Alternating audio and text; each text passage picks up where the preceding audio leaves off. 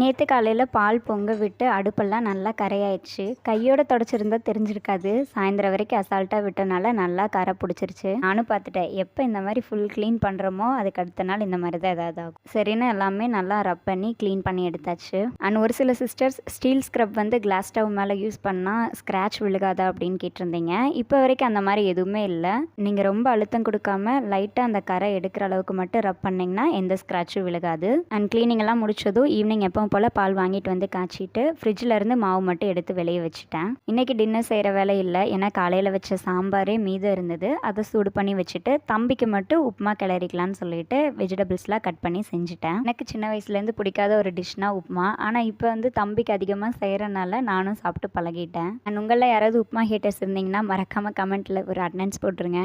At last தம்பி சாப்பிட்டு தூங்க வச்சதும் எனக்கு 2 தோசை ஊற்றிட்டு கொஞ்சம் இட்லி பொடி இருந்தது, அதையும் மிக்ஸ் பண்ணி கொஞ்சம் சாம்பார் வச்சு சாப்பிட்டாச்சு.